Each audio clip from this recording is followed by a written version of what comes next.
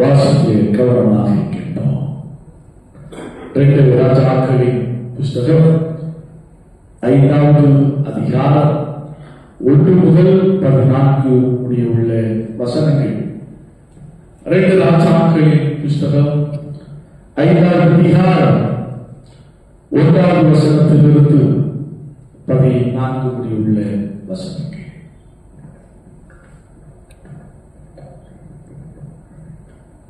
சீரியா ராஜாவின் படைத்தலைவனாகிய நாகமான் என்பவன் தன் ஆண்டவரிடத்தில் பெரிய மனுஷனும் எண்ணிக்கையுள்ளவனுமாயிருந்தால் அவனை கொண்டு கர்த்தர் சீரியாவுக்கு இரட்சிப்பை கட்டளையிட்டார். மகா பராக்கிரமசாலியாகிய அவனோ குஷ்டரோகியாயிருந்தான். சீரியாவிலிருந்து தண்டுகள் புறப்பட்டு இஸ்ரவேல் தேசத்திலிருந்து ஒரு சிறு பெண்ணை சிறைப்பிடித்துக் கொண்டு வந்திருந்தார்கள். அவள் நாகமானின் மனைவிக்கு பணிவிடை செய்து கொண்டிருந்தார். அவள் தன் நாச்சியாரை பார்த்து, என் ஆண்டவன் சமாரியாவில் இருக்கிற தீர்க்கதரிசிகளிடத்தில் போவாரானால் நலமாயிருக்கும், அவர் இவருடைய குஷ்டரோகத்தை நீக்கி விடுவார் என்றார். அப்பொழுது அவன் போய் இஸ்ரவேல் தேசத்து பெண் இன்ன பிரகாரமாய் சொல்லுகிறாள் என்று தன் ஆண்டவரிடத்தில் அறிவித்தான். அப்பொழுது சீரியாவின் ராஜா, நல்லது, போகலாம், இஸ்ரவேலின் ராஜாவுக்கு நிருபம் தருகிறேன் என்றான். அப்படியே அவன் தன் கையிலே 10 தாலந்து வெள்ளியையும் 6000 சேக்கல் நிறை பொன்னையும் 10 மாற்று வஸ்திரங்களையும் எடுத்துக்கொண்டு போய் இஸ்ரவேலின் ராஜாவினிடத்தில் அந்த நிருபத்தை கொடுத்தான். அதிலே, இந்த நிருபத்தை உம்மிடத்தில் என் ஊழியக்காரனாகிய நாகமான் கொண்டு வருவான். நீர் அவன் குஷ்டரோகத்தை நீக்கிவிட அவனை உம்மிடத்தில் அனுப்பியிருக்கிறேன் என்று எழுதியிருந்தது. இஸ்ரவேலின் ராஜா அந்த நிருபத்தை வாசித்த போது அவன் தன் வஸ்திரங்களை கிழித்துக் கொண்டு, ஒரு மனுஷனை அவன் குஷ்டரோகத்தினின்று நீக்கிவிட வேண்டும் என்று அவன் என்னிடத்தில் நிருபம் அனுப்புகிறதற்கு கொல்லவும் உயிர்ப்பிக்கவும் நான் தேவனா? இவன் என்னை விரோதிக்க சமயம் தேடுகிறான் என்பதை சிந்தித்து பாருங்கள் என்றான். இஸ்ரவேலின் ராஜா தன் வஸ்திரங்களை கிழித்துக் கொண்ட செய்தியை தேவனுடைய மனுஷனாகிய எலிசா கேட்டபோது அவன், நீர் உன்னுடைய வஸ்திரங்களை கிழித்துக் கொள்வானே, அவன் என்னிடத்தில் வந்து இஸ்ரவேலிலே தீர்க்கதரிசி உண்டு என்பதை அறிந்து கொள்ளட்டும் என்று ராஜாவுக்கு சொல்லி அனுப்பினான். அப்படியே நாகமான் தன் குதிரைகளோடும் தன் ரதத்தோடும் வந்து எலிசாவின் வாசற்படியிலே நின்றான். அப்பொழுது எலிசா அவனிடத்தில் ஆள் அனுப்பி, நீ போய் யோர்தானில் 7 தரம் ஸ்நானம் பண்ணு, அப்பொழுது மாமிசம் மாறி நீ சுத்தமாவாய் என்று சொல்ல சொன்னான். அதற்கு நாகமான் கடும் கோபம் கொண்டு புறப்பட்டு போய் அவன் வெளியே வந்து நின்று தன் தேவனாகிய கர்த்தருடைய நாமத்தை தொழுது தன் கையினால் அந்த இடத்தை தடவி, இவ்விதமாய் குஷ்டரோகத்தை நீக்கி விடுவான் என்று எனக்குள் நினைத்திருந்தேன். நான் ஸ்நானம் பண்ணி சுத்தமாய் இருக்கிறதுக்கு இஸ்ரவேலின் தண்ணீர்கள் எல்லாவற்றை பார்க்கிலும் தமஸ்குவின் நதிகளாகிய ஆப்னாவும் பர்பாவும் நல்லதல்லவோ என்று சொல்லி உக்கரத்தோடு திரும்பி போனான். அவன் ஊழியக்காரர் சமீபத்தில் வந்து அவனை நோக்கி, தகப்பனே, அந்த தீர்க்கதரிசி ஒரு பெரிய காரியத்தை செய்ய உமக்கு சொல்லி இருந்தால் அதை நீர் செய்வீர் அல்லவா? ஸ்நானம் பண்ணும், அப்பொழுது சுத்தமாவீர் என்று அவர் உம்மோடே சொல்லும் போது அதை செய்ய வேண்டியது எத்தனை அதிகம் என்று சொன்னார்கள். அப்பொழுது அவன் இறங்கி தேவனுடைய மனுஷன் வார்த்தையின்படியே யோர்தானில் 7 தரம் முழுகின போது அவன் மாம்சம் ஒரு சிறு பிள்ளையின் மாம்சத்தை போல மாறி அவன் சுத்தமானான். அப்பொழுது அவன் தன் கூட்டத்தோடு எல்லாம் தேவனுடைய மனுஷனிடத்துக்கு திரும்பி வந்து அவனுக்கு முன்பாக நின்று, இதோ, இஸ்ரவேலில் இருக்கிற தேவனை தவிர பூமி எங்கும் வேற தேவன் இல்லை என்பதை அறிந்தேன். இப்போதும் உமது அடியேன் கையில் ஒரு காணிக்கை வாங்கிக் கொள்ள வேண்டும் என்றான் என்பதை கொடுக்கப்பட்ட வேத பாடம் வாசித்து கிறிஸ்துவை உமக்கு மையன்றாவதாக. கிறிஸ்துவுக்குள் அன்பானவர்களே, சிந்தனைக்காக இப்போது வாசித்து கேட்டு பகுதியின் கடைசி 14வது வசனத்தை நான் வாசிக்கிறேன். 15வது வசனம். அப்பொழுது அவன் தன் கூட்டத்தோடெல்லாம் தேவனுடைய மனுஷனிடத்துக்கு திரும்பி வந்து அவனுக்கு முன்பாக நின்று, இதோ இஸ்ரவேலில் இருக்கிற தேவனை தவிர பூமி எங்கும் வேறே தேவன் இல்லை என்பதை அறிந்தேன். இப்போதும் உமது அடியேன் கையில் ஒரு காணிக்கை வாங்கிக் கொள்ள வேண்டும் என்றார். கண்களை மூடுவோம், ஆண்டவரை நோக்கி பார்த்து செபிப்போம். அன்பின் பரலோக கர்த்தாவே, அற்புதமான வேலைக்காக நாங்கள் உமக்கு நன்றிகளையும் ஸ்தோத்திரங்களையும் ஏறெடுக்கின்றோம். சீரிய தேசத்தானாகிய படை தளபதி உண்மை யாருக்கு தன்னுடைய வாழ்க்கையை கண்டு அறிக்கையிட்ட காரியத்தை நாங்கள் பார்க்கிறோம் சுவாமி.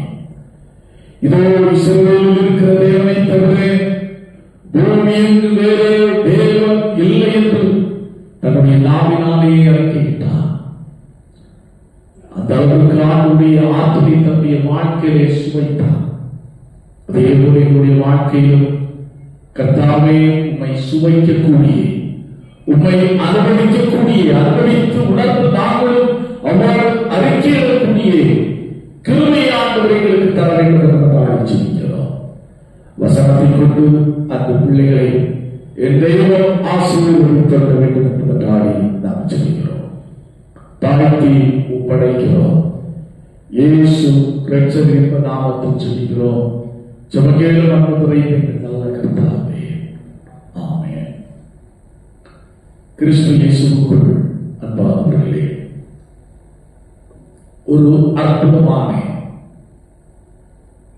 ஒரு விந்தையான செயல் அடங்கிய ஒரு திருமறை பகுதியை தான் நாம் வாசிக்க கேட்டோம். நாகமான் என்ற ஒரு மனிதன் தன்னுடைய வாழ்க்கையில் அற்புதமான சுகத்தை பெற்றுக்கொண்ட நிகழ்வை குறித்து நான் நினைப்பேன். இந்த நாகமான் யார்? நாகமான் யார்? இஸ்ரேல் அல்லாத சீரிய நாட்டினுடைய படை தலைவர்,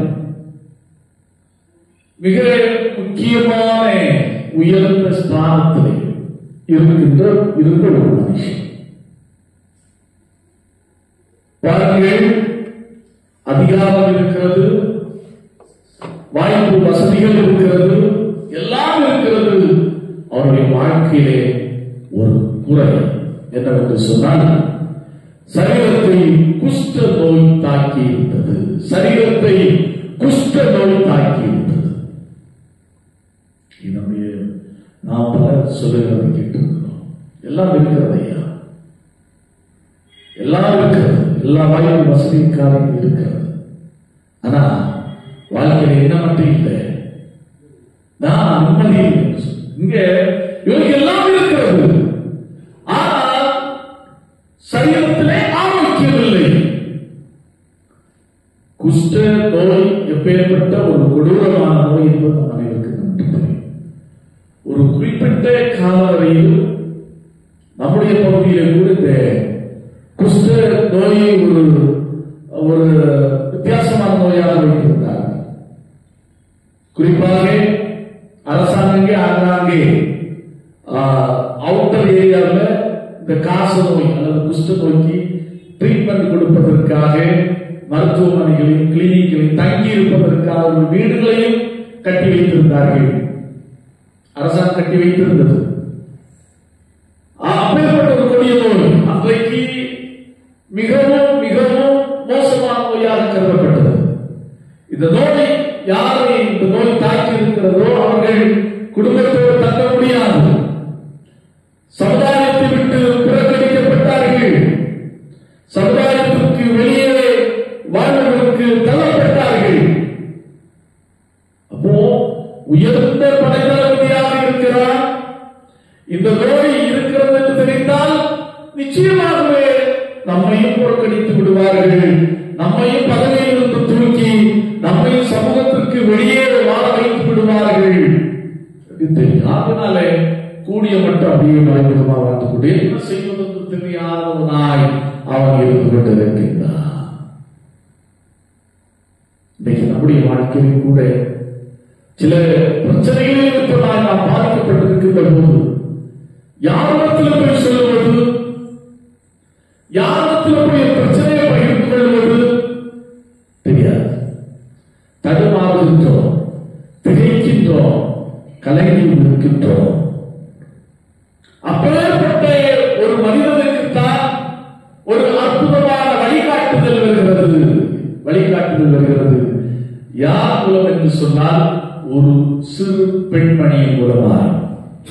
இந்த படங்களினாலே இஸ்ரவேலுக்கு சிறைபிடிக்கப்பட்டுக் கொண்டு போகப்பட்ட ஒரு சிறு பெண் அவருடைய மனைவிக்கு பணிவிடைக்காரியாக இருக்கின்றார். அப்போது அந்த பெண்மணி சொல்லுகின்றார், ஒரு சிறு பெண்மணி, இஸ்ரவேல் சமாரியாவில் இருக்கிற தீர்க்கதரிசியிடத்திற்கு என் ஆண்டவன் போனால் நிச்சயமாக சுகம் கிடைக்கும். மனைவியிடத்தில் இந்த சிறு பெண்மணி சொன்ன உடனே நாகமானிடத்தில் மனைவி சொல்லுவார், நாகமான் மகிழ்ச்சியோடு ஏற்றுக்கொள்கிறார். இது சிறு பெண்ணுடைய ஆலோசனை தானே. இவள் சொல்லி நம்ம என்ன கேட்பதற்கு, இவள் சொல்லி நமக்கு என்ன சுகம் கிடைக்கப் போகிறது அப்படி என்று அவர்கள் உதவி தரவில்லை. அந்த சிறு பெண்மணியுடைய பேச்சுக்கு இடம் கொடுத்தார்கள். ஓகே, அப்படி என்று சொன்னால் சமாரியாவுக்கு செல்வதற்கான ஆயத்த காரியங்களிலே இந்த நாகமான் ஈடுபடுகின்றார். முதலாவது தன்னுடைய மன்னனிடத்திலே போய் அந்த நாட்டுக்குரிய ராஜாவுக்குரிய கடிதத்தை பெற்றுக் கொள்கின்றார். இப்படி என் படைத்தளபதி வருகிறார், மன்னர் தவறாக புரிந்து கொண்டு மன்னர் தான் சுகம் கொடுக்க போகிறார் என்று சொல்லி மன்னருக்கு ரெக்கமெண்டேஷன் எடுத்துக் கொடுக்கிறார். அவர் அதையெல்லாம் வாங்கிக் கொண்டு தன்னுடைய வேலையாட்களோடு பரிசுகளோடு அவன் சமாரியாவுக்கு வருகிறார். மன்னனிடத்தில் போனால் மன்னன் அதிர்ச்சி வருகிறார். இந்த நாட்டு மன்னன், சீரிய நாட்டு மன்னன் மீண்டும் ஏதோ பிரச்சனைக்கு எத்தனை பண்ணி இந்த கடிதத்தை கொடுத்து அனுப்பியிருக்கிறார் என்று நினைக்கிறார். இந்த சூழ்நிலையை நான் எலிசா ஆலை அனுப்பி அவரத்தில் வரச்சொல், எங்களிடத்தில் வரச்சொல் என்று சொல்ல நாகமான் இப்போது எலிசாவை சந்திப்பதற்காக போய்கொண்டிருக்கிறார். அப்போது எலிசா ஒரு செய்தி அனுப்புகிறார். என்ன செய்தி என்று சொன்னால், இப்ப சொல்லுங்கள், அவன் யோர்தான் நதியிலே 7 தரம் இங்கி எழுப்ப சொல்லுங்கள். அன்பார்களே, ஒரு படைத்தளபதி சீரிய நாட்டிலிருந்து இங்கே சமாரியாவுக்கு வருகின்றார். ஒரு பெரிய எதிர்பார்ப்பு வருகின்றார். ஓகே, தவறுதலாக மன்னனுடைய அரண்மனைக்கு போய்விட்டோம். அதாவது சாஸ்திரிகள், இயேசுவை படித்து கொள்ள வந்த சாஸ்திரிகள் இயேசு அரண்மனையில் தான் பிறந்திருப்பார் என்று போவது போல நாகமான் அரண்மனைக்கு போகின்றார். அங்கே போயிருப்பார் தெரிகிறது, இல்லை நாம் அந்த இடம் தவறானது, சரியான இடம் அல்ல என்று புரிகிறார்கள். கடைசியாக மீண்டும் அரண்மனை விட்டு வெளியே வந்த நட்சத்திரம் அவர்களை சரியான பாதையை காட்டுகிறார். அதே போல இப்போது நாகமான் அரண்மனையை விட்டு வெளியே வருகிறார்.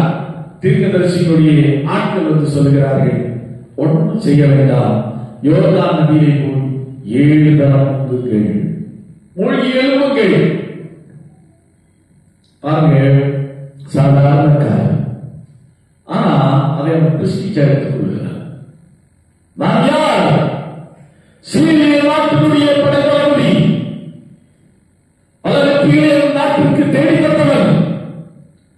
நான் இங்கே வந்து என்னை தொட்டு குணப்படுத்துவார்கள் என்று நினைத்தால் 7 தரம் முக்கியவர்கள் என்னை சந்திக்க கூட இல்லை. 7 தரம் யோர்தானில் மூழ்கி எழுப்ப சொல்கிறார். என்னுடைய நாட்டிலே இதைவிட பெரிய ஆறுகளும் நதிகளும் இல்லையோ?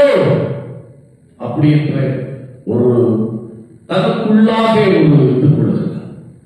மனமேட்டிமை அடைகின்றார். பாருங்கள், இந்த மனமேட்டிமை தான் அநேக நேரத்தில் ஈகோ தான் அநேக நேரத்திலே ஆசீர்வாதத்திற்கும் விடுதலைக்கும் தடையாக இருக்கிறது. நான் யார்? நான் எப்பேற்பட்டவன்? நான் இங்கே யோர்தானில் எப்படிதான் முங்கி எழுப்ப வேண்டுமோ அப்படி என்று அவன் நினைக்கிறான். அப்ப அந்த வேலைக்காரன் சொல்றான், என்ன எஜமானனே, பெரிய பெரிய காரியங்களை செய்ய சொன்னா சொல்லி செய்கிறதா?